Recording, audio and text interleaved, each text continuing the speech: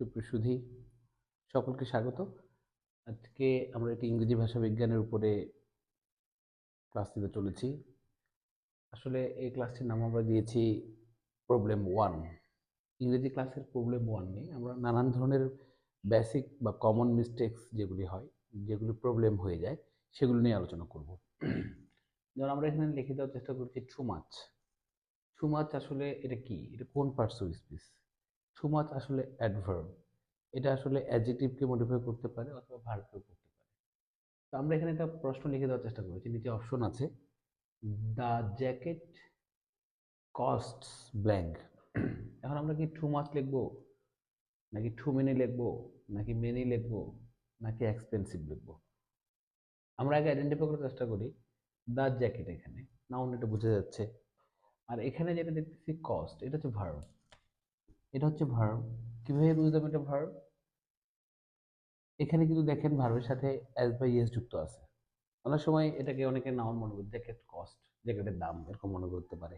হ্যাঁ, কিন্তু এখানে কস্ট মানে হচ্ছে দাম লাগানো, ভার্ব এস যুক্ত আছে। জ্যাকেট কস্টস, যে কোনো কিছু ভার্ব হয়ে যেতে পারে সাবজেক্টের উপরে। যেমন যদি আমরা বলি রাহিম ওয়াটার্স দ্য প্ল্যান্ট। হুম, তো ওয়াটার মানে কি এখানে পানি? ওয়াটার মানে কি এখানে একটা নাউন হবে? ওয়াটার মানে কিন্তু নাউন হবে না, এখানে কি হয়ে গেছে, এস যুক্ত যেহেতু হয়ে গেছে, সেক্ষেত্রে এখানে পানি দেওয়া হয়ে গেছে। রহিম গাছে পানি দেয়। তারপর যদি বলি the man dogs the house. এই যে ডগ মানে তো কুকুর, আমরা নাউন জানি, কিন্তু এখানে এস যুক্ত হয়ে যাওয়ার কারণে ভার্বের আচরণ করতেছে।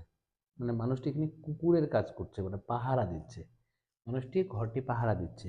তো সেখানে এখানে কস্টের সঙ্গে যখন এস যুক্ত হয়ে গেল, তখন সেটা ভার্ব হয়ে গেল। তো ভার্বের পরে কে বুঝতে পারে? তাহলে আমরা যদি বলি এখানে কি এই জ্যাকেটের দামটা কি, টু মেনি হবে, মেনি হবে? এই দাম মানে কি টাকা পয়সা? টাকা পয়সা কাউন্টেবল? অনেকে মনে করে হ্যাঁ এটা কাউন্টেবল। আমরা কাউন্ট করতে পারি কিভাবে? 1000 টাকার একটি নোট, 500 টাকার দুটি নোট, এভাবে আমরা কাউন্ট করতে পারি। কিন্তু তো আমি যদি এখন আপনাকে একটা 1000 টাকার নোট দিয়ে দিই, যদি বলি এটা গুনে দেন, কিভাবে গুনবেন? গোনা যাবে? আপনি গুনতে পারবেন না। মানি অলওয়েজ আনকাউন্টেবল। কেমন? যদি আমরা এর আগে যখন না পর্যন্ত আমরা যদি না বলি এ 100 টাকা রুপি, এ 100 টাকা নোট, এই টাইপের জিনিসগুলি না যুক্ত করলে আসলে সেটা কাউন্ট হয় না। তো মানি যেহেতু আনকাউন্টেবল কস্টটা, তো সেখানে মেনি কিন্তু কাউন্টেবলের সঙ্গে বসে। যেমন আমি যদি বলি যে মেনি ফ্রেন্ডস, ফ্রেন্ডস তো কাউন্টেবল, এখানে মেনি বসতে পারে। মেনি যেহেতু কাউন্টেবলের সঙ্গে বসে, সেক্ষেত্রে কস্ট তো আনকাউন্টেবল, সেক্ষেত্রে এই দুইটা মেনি এখানে বাদ পড়ে গেল। তাহলে আমরা এখানে কি করব? এখন এক্সপেন্সিভ কেন হবে না? দ্য জ্যাকেট কস্ট এক্সপেন্সিভ কেন হবে না? আসলে এখানে এক্সপেন্সিভ হলো অ্যাডজেক্টিভ। অ্যাডজেক্টিভ আসলে ভার্বকে মডিফাই করে না। Adjective qualifies noun and pronoun. তাহলে এটা ভার্ব যেহেতু আছে, ভার্বকে কে মডিফাই করবে? অ্যাডভার্ব করবে।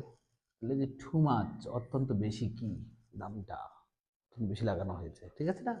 তো এটা হচ্ছে অ্যাডভার্ব। তাহলে আমরা জানি ভার্বকে কে মডিফাই করে? অ্যাডভার্ব করে।